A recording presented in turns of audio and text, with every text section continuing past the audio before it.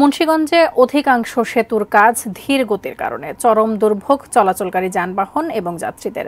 মুন্সিগঞ্জের দালালপাড়া থেকে বিস্তারিত জানাচ্ছেন প্রতিনিধি ভবতোষ চৌধুরী নূপুর। নূপুর, কি কারণে আসলে এই ধীর গতি কাজের, যারা ঠিকাদার যারা কাজ নিয়েছেন তারা আসলে কি বলছেন, কর্তৃপক্ষের সাথে কথা বলতে পেরেছেন কিনা?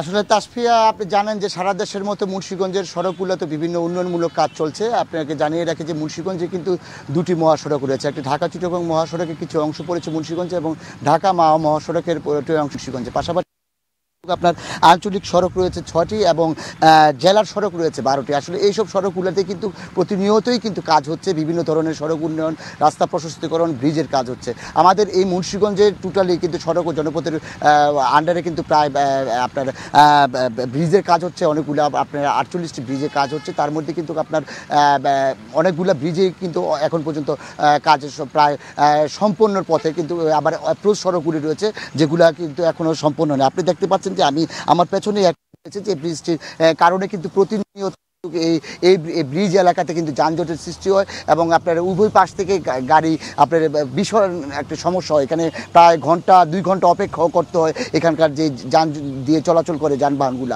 পাশাপাশি আপনাকে যদি জানিয়ে রাখি যে আমাদের যে মুক্তাপুর এবং যে হাতিমারা যে সড়কটি রয়েছে, মুক্তাপুর থেকে শ্রীনগর প্রায় 42 কিলোমিটার, এই সড়কে কিন্তু আপনার বিভিন্ন স্পটে কিন্তু আপনার রাস্তা প্রশস্তীকরণের কাজ চলছে এবং এই কাজের জন্য কিন্তু আপনার বিভিন্ন সময় দেখা যায় যে বৃষ্টি হলে সেই বৃষ্টির পানি সেখানে আটকে যায় এবং সেই পানি আটকে কিন্তু একটা জনদুর্ভোগের সৃষ্টি হয়। এখানে অনেক ধরনের দুর্ঘটনার মতো ঘটনা ঘটে।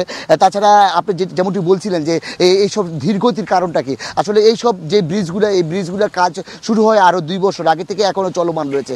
আমি বিভিন্নভাবে কিন্তু এই সড়ক ও জনপথের প্রকৌশলীদের সাথে কথা বলার চেষ্টা করেছিলাম। তারা যতটুকু জানিয়েছে যে তাদের বিভিন্ন সময়ে বিভিন্ন দপ্তরে তাদের এই কাজের অগ্রগতির জন্য বিভিন্নভাবে প্রস্তাবনা পাঠাতে হয় এবং সেই প্রস্তাবনার কারণে বিভিন্ন সময়ে কাজ দেরি হয় এবং কন্ট্রাক্টর যারা আছে, ঠিকাদার প্রতিষ্ঠান যারা আছে, তারাও বিভিন্ন সময় এগুলো দেরি করে। আসলে এইসব ধীরগতির কারণে কিন্তু প্রতিনিয়তই কিন্তু মানুষ দুর্ভোগে পড়ছে। আপনি দেখতে পাচ্ছেন যে এই যে ব্রিজটি দিয়ে যে ব্রিজটি আরও চওড়া হওয়ার কথা, সেই ব্রিজটি কিন্তু কাজ এখনও ব্রিজের অর্ধেক কাজ বাকি রয়েছে। অ্যাপ্রোচ যানজটটি পড়েছে, এই যানজটটি একটা সময় দেখা যায় প্রায় 2 কিলোমিটার 4 কিলোমিটার, মানে ঘন্টাখানিক অপেক্ষা করে এই যানজটে পড়ে থাকতে হয় মানুষজন। আসলে প্রতিনিয়তই এরকম দুর্ভোগে পড়ছে এখানে যে স্থানীয়রা। আসলে সড়ক উন্নয়নের জন্য যেসব কাজগুলি করছেন, সাধারণ মানুষ বলছেন যে আসলে উন্নয়ন হচ্ছে, আমাদের উন্নয়ন হবে। আমরা এই দুর্ভোগের কারণে কিন্তু প্রশাসন কর্তৃপক্ষ